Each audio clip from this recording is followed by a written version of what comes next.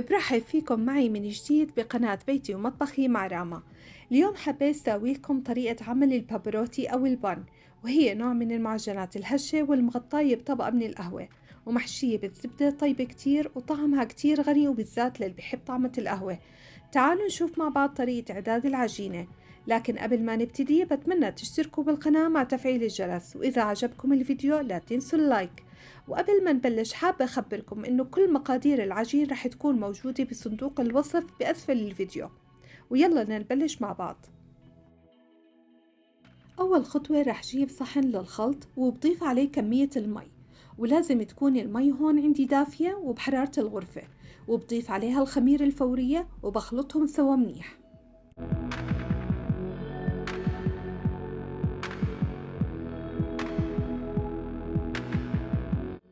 وهلأ بضيف مقدار السكر وبرجع بخلط المزيج مرة تانية،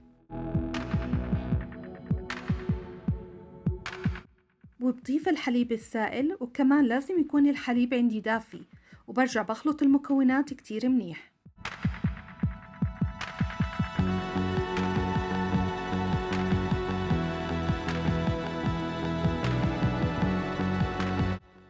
دور إضافة مقدار الطحين والملح، وببلش أخلطهم سوا بالمعلقة، وبعدها ببلش بالعجن بإيدي لحتى أتأكد بأنه العجين صار طري.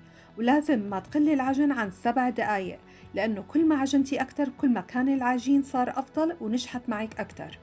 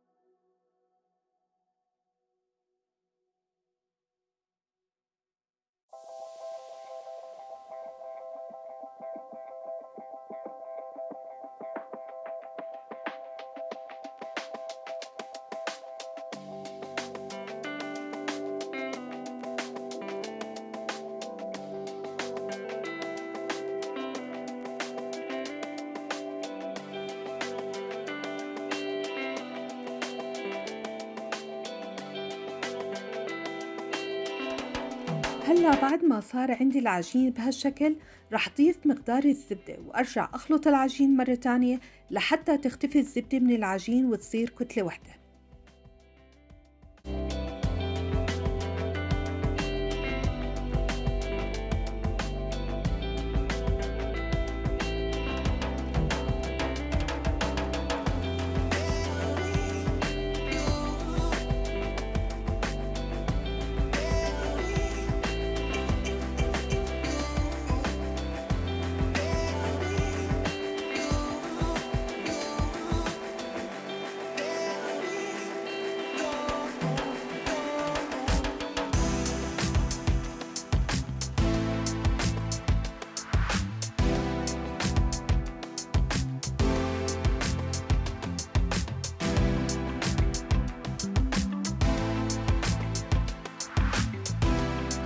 بغطي على العجين لمدة ساعة كاملة لترتاح وتنتفخ معي ويصير حجمها الضعف.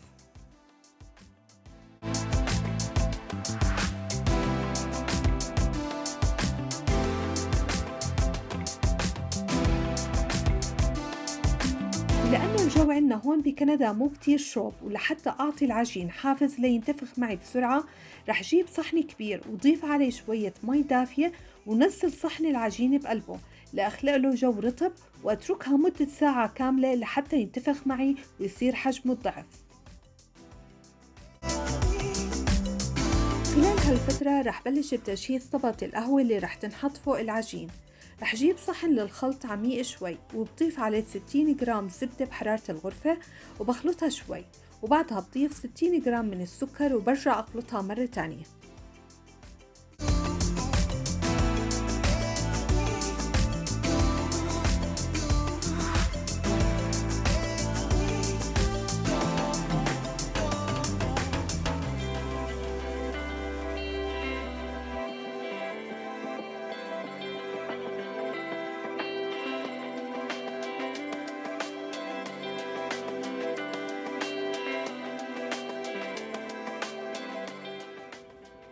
بضيف البيض فوق السكر والزبدة وبرجع أخلط المكونات مع بعض ليصير قوام المزيج ناعم شوي.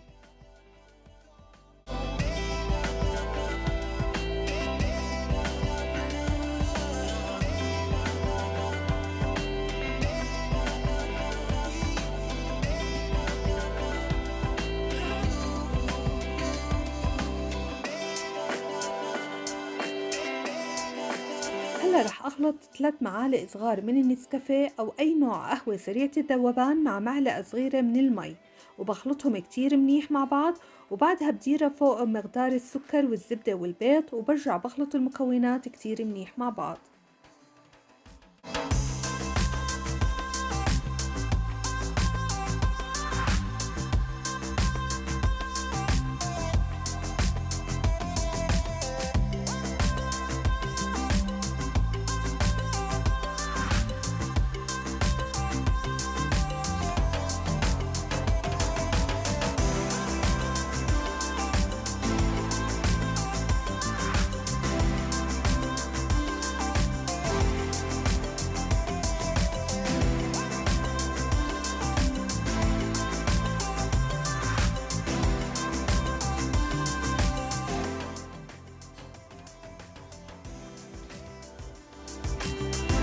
آخر إضافة هو الطحين، رح ضيف حوالي 70 جرام من الطحين فوق المزيج وبرجع أخلطها بالمعلقة لتختلط المكونات مع بعض ويصير قوام المزيج سميك نوعا ما.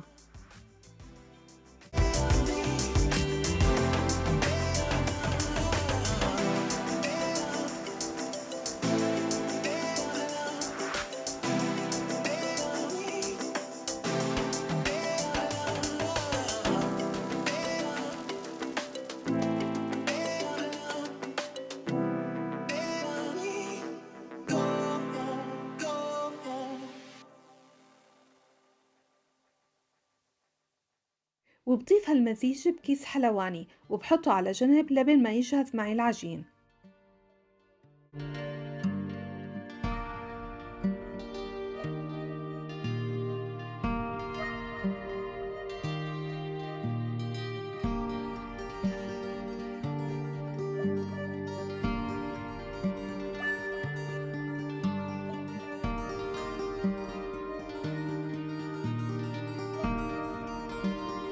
هلا بعد ما مضى ساعة لتخمير العجين، شوفوا العجين كيف نفخ معي وصار حجمه الضعف وصار طري كتير.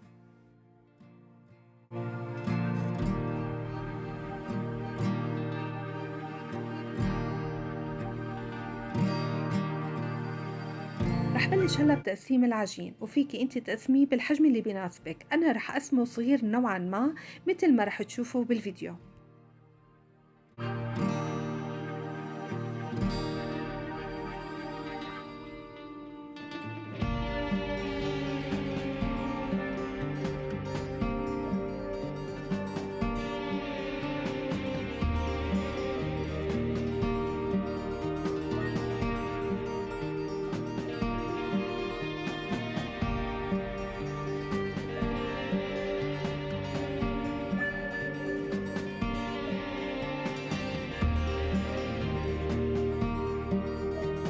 وبرجع بعجنها بإيدي شوي وأعملها على شكل كرة وأحطها على صحن لترتاح عندي العجين كمان مرة لمدة 15 دقيقة، ولا تنسوا تغطوا على العجين لحتى ما ينشف معكم.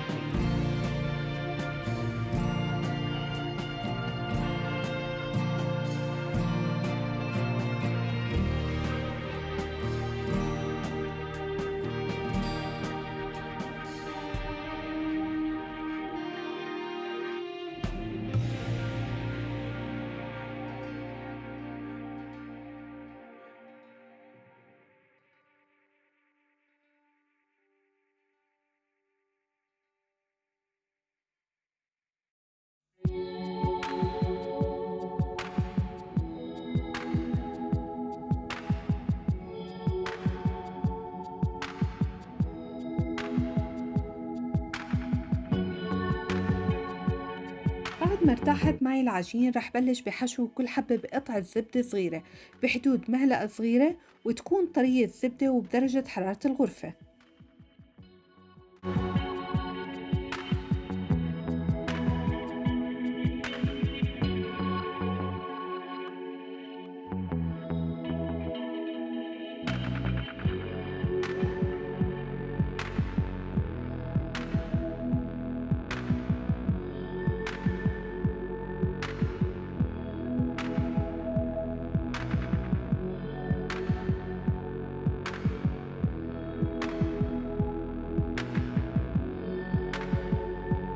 ببلش بفرد العجين بإيدي بهالطريقة، وبضيف قطعة زبدة صغيرة وبرجع بسكر العجين على شكل كرة مرة تانية، وبحطها على صينية خاصة للفرن، وبخلص كل كمية العجين اللي عندي بنفس الطريقة. وبس أخلص كل الكمية برجع أغطي على الصينية وأتركها ترتاح لمدة 15 دقيقة تانية.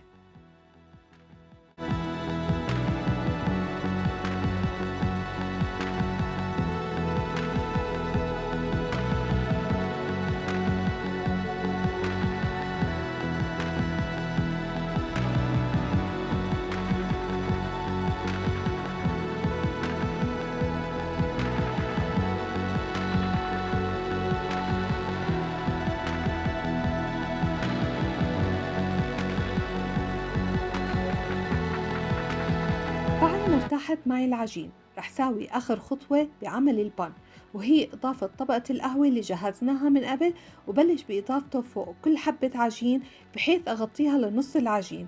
وكل هالخلطة رح تختفي وتدوب بس تنحط بقلب الفرن، ويصير طعمة العجين قهوة وطيب كتير.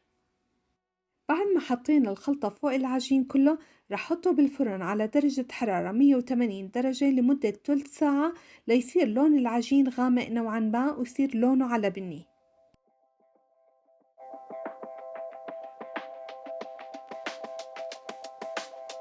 وهيك شكله بعد ما طلعته من الفرن. ما بدي أقولكم شو ريحته حلوة كتير وطعمته ولا أروع من هيك، ومو كتير سويت وطيب كتير مع كاسة شاي.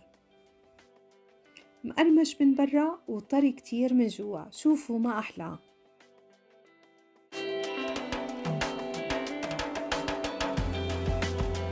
وهيك وصفتنا لليوم خلصت. بتمنى يكون الفيديو عجبكم. بشوفكم فيديو جديد عن قريب إن شاء الله.